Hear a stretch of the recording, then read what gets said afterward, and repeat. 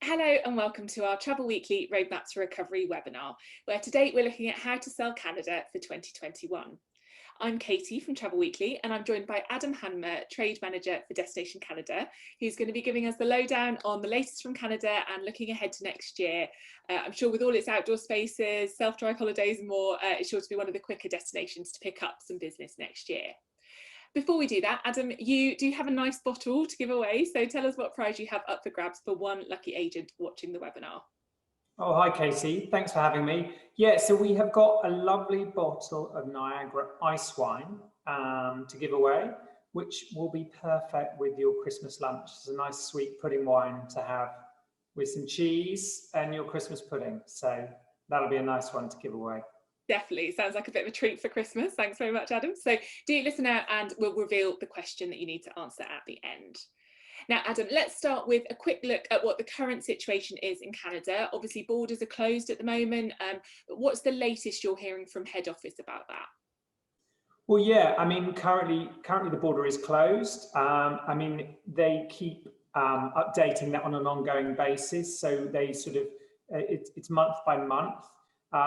We don't have any magic ball or insight, but our hope is that the borders will be open next year and that we'll be able to get a full season of travel in, really. So, for Canada, we obviously have a ski season, but May is really when we start seeing the Brits coming. That's kind of when Rocky Mountaineer starts. So the season really starts in May. So we're hopeful that the border's going to be open then so people can travel.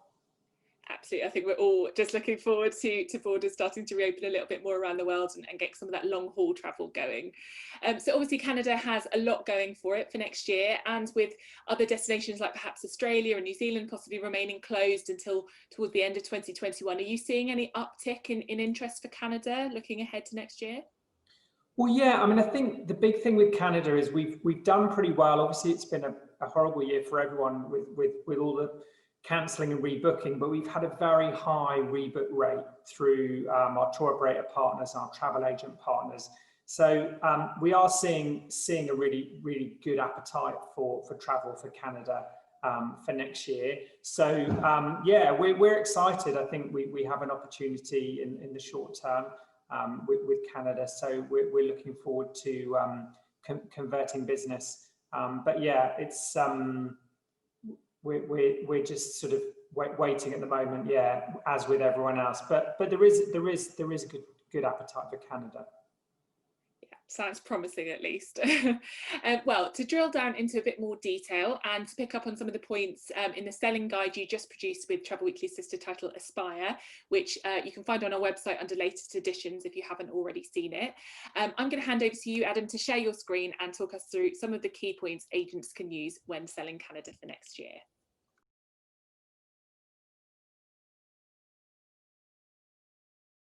Great, thanks, Katie. Yeah, I mean, do check out our new A to Z guide we put out with Aspire. We're particularly proud of it. My colleague Nim was instrumental in pulling it together, and it's great, and it's just it's a good little inspiration piece. But I'm going to talk you through a few kind of the key selling points for Canada, or things that might get your clients excited about it. So what I'm going to start off with is wildlife. Canada certainly has some pretty fantastic wildlife, and a trip with that to Canada wouldn't be, one of the best things that you can see out there is these guys. And I don't know if anyone's going to guess what that paw print is, but yeah, it's one of these guys. It's the bears. So we have grizzly bears, black bears, brown bears, and generally all over Canada, but the better opportunity is to see them in Western Canada, particularly BC, British Columbia, where they're very well set up for viewing bears. But saying that, you can go to Whistler and you can go to the golf course and you can generally see a bear. We've also got the polar bears. So generally, the best place to see polar bears is in Churchill in Manitoba, in the middle of Canada. The season's in the summer. But also the main time people go is October, November to see them, and you get to see them from these tundra buggies. I've been very fortunate enough to get up there and see them. So it's really quite an awe-inspiring moment when you see a polar bear for the first time. You also see them by boat in the summer. They're great swimmers, and it's amazing. And then the other, big sort of, wildlife experience is whale watching. Whale watching is something you can do, on the East Coast as well as the West Coast. These are the orcas which tend to hang out more on the West Coast.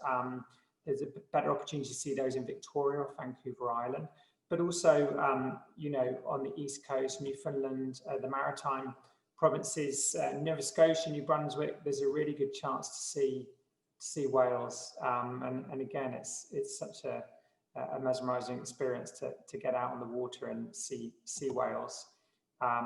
Again, in Quebec as well, St. Lawrence River, you can see them up at the Saguenay Ford. So great opportunities. In Newfoundland, you can also see an iceberg as well when you're doing your whale watching. And then not to forget, we've got the moose, which are beautiful creatures. And again, good place to see those is Algonquin in Ontario. So, I mean, I would say genuinely, I always pitch Canada that you can actually, it generally competes with an African safari destination for wildlife. You can see, these great, the bears and the whales, and also lots of bird life as well, and dolphins in one trip.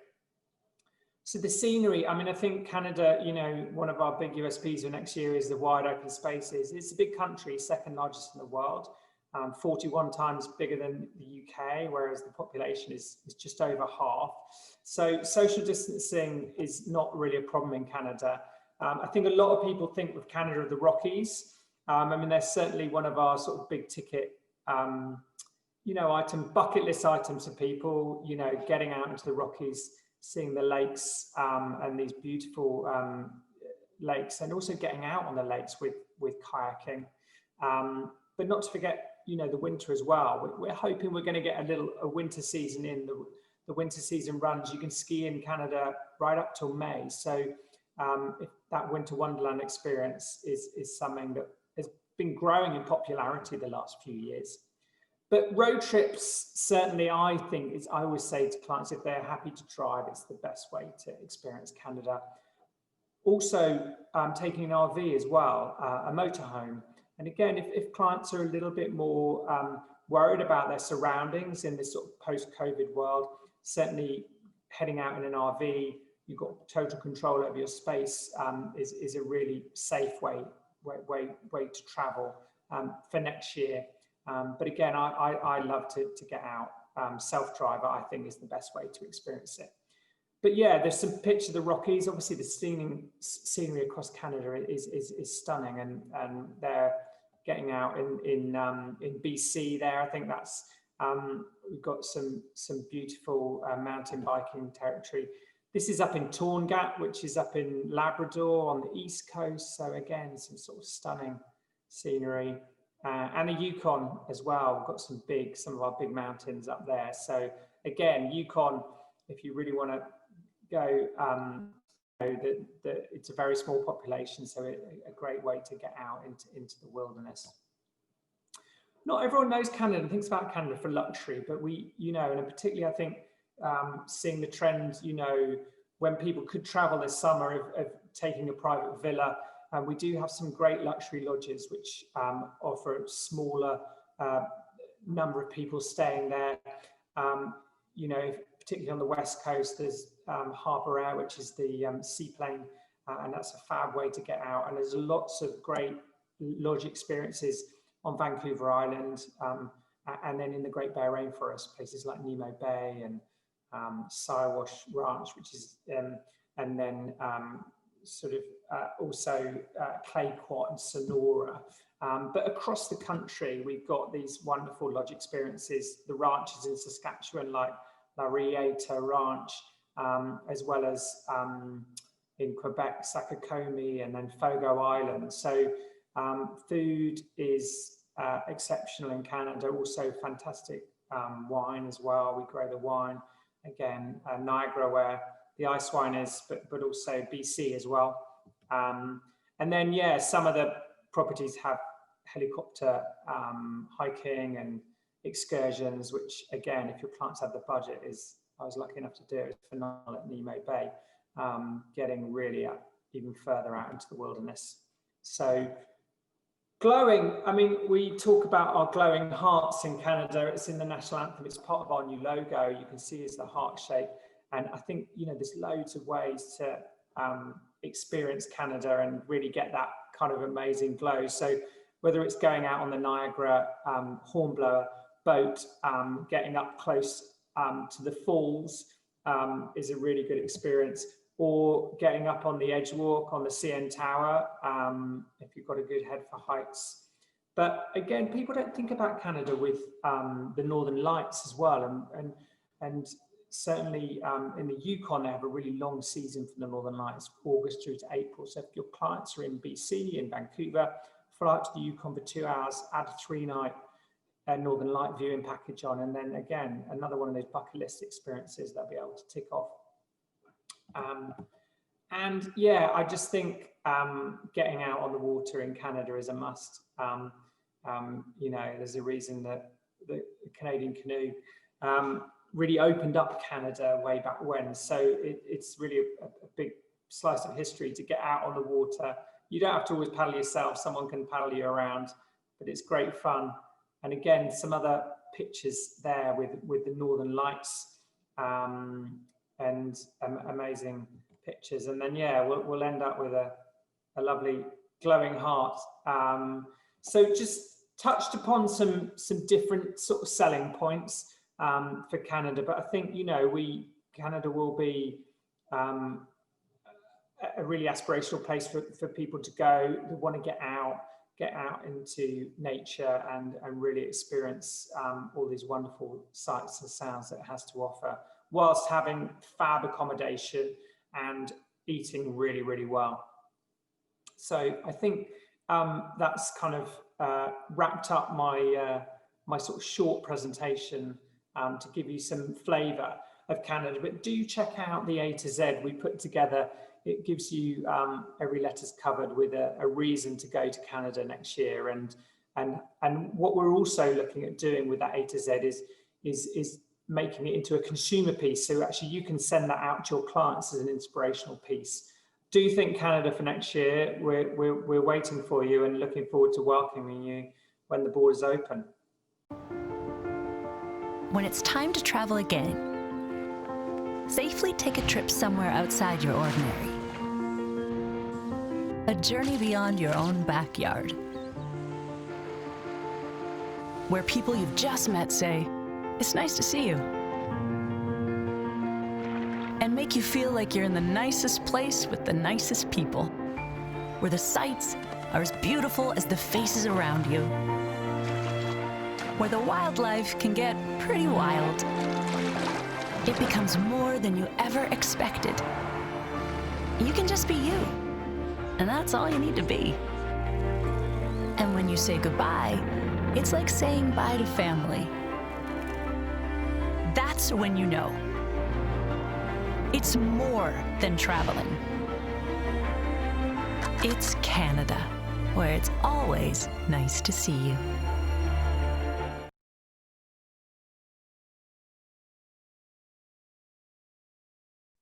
Well, thank you for that, Adam. Definitely a lot of good information in there. Now we're joined by another couple of Canada specialists to talk a bit more about how agents can put all this product information into practice. First, we've got Claire Moore, Managing Director of Peaks Travel Elite. Hi, Claire. Hello. Hi. And then we've got Lee Rogers, Product and Commercial Director at Specialist Operator Canadian Affair. Thanks for joining us, Lee. Hi. And of course, we're joined again by Adam. So let's just start off with kind of, talking about some of the big selling points, developing a little bit of what Adam was kind of talking us through in that presentation. What do you find are the three kind of most common reasons customers give you for wanting to go to Canada? And does that vary by sort of age or by different demographics? Claire, perhaps we'll start with you as the frontline agent on that front. For us, I think it's people in search of great open spaces.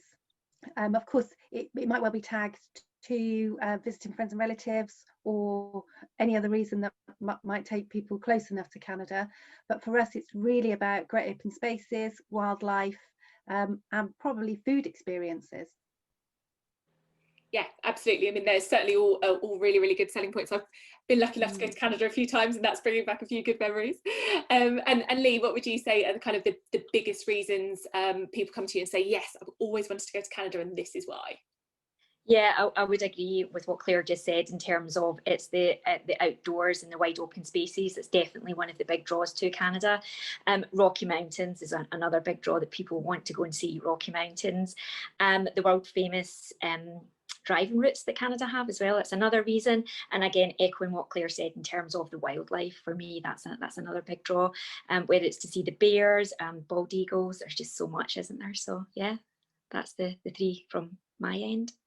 Absolutely. And Adam, obviously you've shown us a lot of that in your presentation, so perhaps we'll flip the question around for you and say what kind of obstacles do you come across most often? What are the reasons that people sometimes give for not wanting to go to Canada? Perhaps they think it's too far or that kind of thing. How do you then suggest that agents get over those obstacles? Well, I think one of the big misconceptions we still have to fight is that people think it's cold year round. And I mean, whatever you do, you can't, it's quite hard to get over that. But yeah, I mean, certainly for where most of the Brits go, which is really June to September, early October, you know, the weather's great. Obviously, unless you're up in Northwest Territories or in none of it. But yeah, if you're in kind of most of the places people go, sort of, you know, lower down latitudes, they have a great summer. They have a better summer than we do here. So that sometimes I think just is something in people's mind. I think also I touched on in my presentation, I mean, Canada is actually closer than you think. You know, St. John's is a 4.5-hour flight to Newfoundland. And, you know, Toronto, Montreal's nearer than New York. So I think there is a misconception that it's this big trip that you have to do and you need 3 weeks and you've got to, and while, you know, that is good and people do that big bucket list trip, it's definitely more accessible than people think, you know, because, you know, you can go and do a great 4 nights in Toronto, go and see Niagara and do some shopping and, you know, have a great city experience and sort of outdoors, you know, wildlife experience all in, you know, well under a week. So I think that's a misconception for sure. Definitely. And I think, you know, we perhaps think of going to New York for a city break, but I'm not sure that message has quite got through for Canada. So there is obviously a bit of education to do there. Claire, do you find you're having to kind of overcome some of those misconceptions with customers who come and say, yes, you know, oh, I need to give it 3 weeks, otherwise I'm not seeing it properly? Yeah, I think sometimes the reality is that generally once we can, it's education really, isn't it? Once we're able to understand a destination, to talk about it with enthusiasm, customers actually buy into that really, really easily. So as Adam said, that kind of West Coast journey, people feel a bit daunted by it sometimes. So if we can build in a stop or some distraction en route, then I think that's great. But yeah, it's the temperature thing. I was really lucky to be in Canada in June and it was absolutely boiling. Obviously not June this year, sadly, but a couple of years ago. So yeah, it's really education, isn't it? I think that we as travel agents and tour operators, so long as we have that education, we can share that with our customers. Absolutely, and I can testify to that, having got slightly sunburn on my in Calgary when I was staying with my cousin, having not even thought to bring sun cream because it was the middle of May. It was gorgeous sunshine, so yeah, don't do what I did. But Lee, do you also find sometimes people kind of come and think they've got to do all of Canada in one go, and then you kind of have a bit of education there to say, well, look at the size of the country, think about how much you're realistically going to be able to do and enjoy. Yeah, I think that is one of the things is the distance, and people don't understand the distances between east and west, or even just between Calgary and Vancouver. They just don't understand how far it actually is. And I think west, especially, I think price is a misconception as well. I think people think that it's very expensive, and certainly I think that you can have all different holiday types for all different budgets. And I think that's another thing for Canada. It's not just the weather, but it's a case of, as Adam and Claire touched on, that you can do like city breaks and have a fantastic holiday, and it's not going to cost you the prices you would do to go over and do the West Coast, which is a completely different experience than you can get between East and West. And very, very short, as Adam touched on, flying time, 4.5 hours to Newfoundland, absolutely fantastic 4 days, 3 night city break that you can have there, or you can do Toronto, and it certainly will rival New York, hands down. Toronto would win. Excellent. Well, I'm sure Adam would like to is pleased to hear that. Adam, let's go to you, because you know, you talked about some of this in your presentation, but obviously the world in which we travel has now changed, and people will be looking for some slightly different things in the kind of short to medium term in their holidays. What do you think are the really big selling points working in Canada's favour for 2021 in particular? Well, yeah, I mean, you can get out into wilderness very, very easily, and it's a big country, so you don't need to be intimidated by the crowds in Canada. There's plenty of space to get out there, and I think you know, I think the RV trip is certainly seen really good growth the last 2-3 years. I mean, one of the things that always surprises me, and you know, people when they want to go to New Zealand, they just it's a done deal. They'll get an RV because that's the way to do it. But people don't think that way with Canada always, and it in terms of sort of setup and the parks and how easy it is, it's just the same having that experience. So I think if people are a little bit more cautious, I think an RV is a really, really good option. But that said, you know, I think in terms of yeah, sort of social distancing, I mean, Canada is actually built for it because there is the space. And again, self-drive, you have your car, you control your immediate environment and where you go. And then, you know, that, you know, again, with hotels, you know, people, you know, all the safety, you know, all the safety protocols will be in place. And Canadians are very good at that. And I think the other thing people don't realize about Canada is actually is a phenomenal service economy. I think people know with the States, there's generally that sort of, you get that good service experience, but Canada has that. It's built into their culture. You know, so if you're staying in a 2-3 star, you get, you know, I think as good service as you do in some of the top end in terms of the love and the way they think about things. And, you know, a lot of smaller businesses in Canada as well. So a lot of the operations are that bit smaller. So they can actually really look after you, and you can have that sort of unique experience without sacrificing anything. So, yeah, I do think that that's really going in our favour. Yeah, absolutely. I think it's one of those things that people perhaps only realise once they've been the first time, and then it's kind of an incentive to come back. But it's just getting them to kind of you know, get over there for that first time and realise you know, all the things that are working in its favour. And Claire, what's the most kind of popular experience you sell in Canada? Is it that kind of self-drive? Is it the outdoor experiences? Is it the Northern Lights that Adam was mentioning earlier? A real mix, probably, of all of those things. Rocky Mountaineer does come high on most, certainly first-time visitors to Canada, and as both Lee and Adam were talking about, it's the draw of the Rockies generally, I think, that brings people in. But then, you know, we've got people that do second and third visits to the Rockies, and then they maybe tag something else onto it. So it is that, you know, that notion of space and blue sky, not many people, with some really brilliant wildlife experiences. So things like the glacier discovery tours, food tours in cities, or winery tours. Yeah, it's really diverse, and I think that shows testament to the diversity of Canada.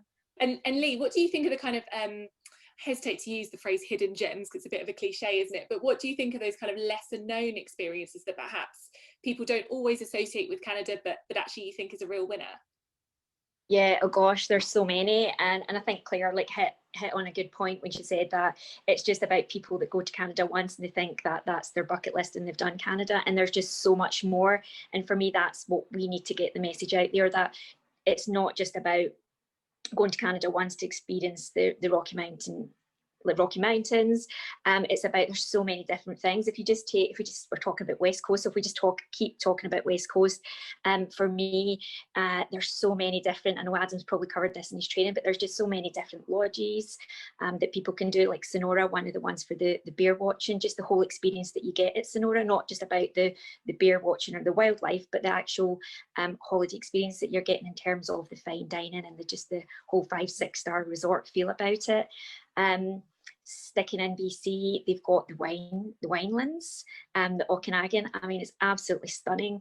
Not just the wine, but actually just the scenery as well. It's just beautiful, and people just probably don't know about that. And I could move across the whole of Canada and tell you about lots of different parts of Canada that I love.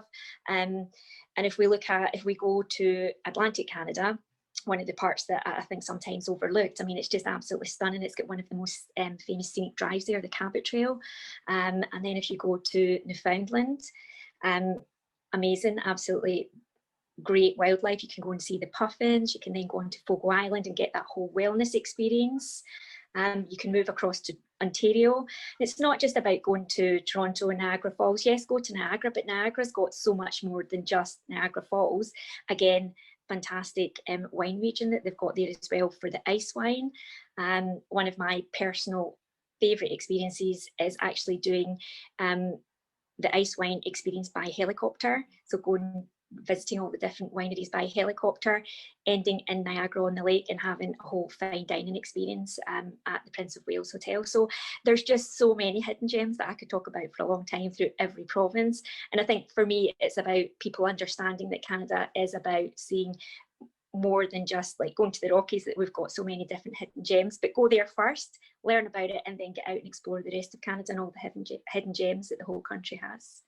There's so many different things there that I think the diversity is something that really will help agents sell Canada. And Adam, have you seen any changes in the way people travel to Canada over the past few years that might perhaps continue into the next few years?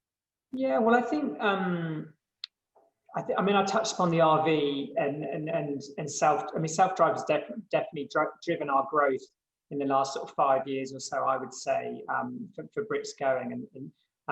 But yeah, I think, you know, I mean, I'd always recommend going outside of July and August for Canada if you can.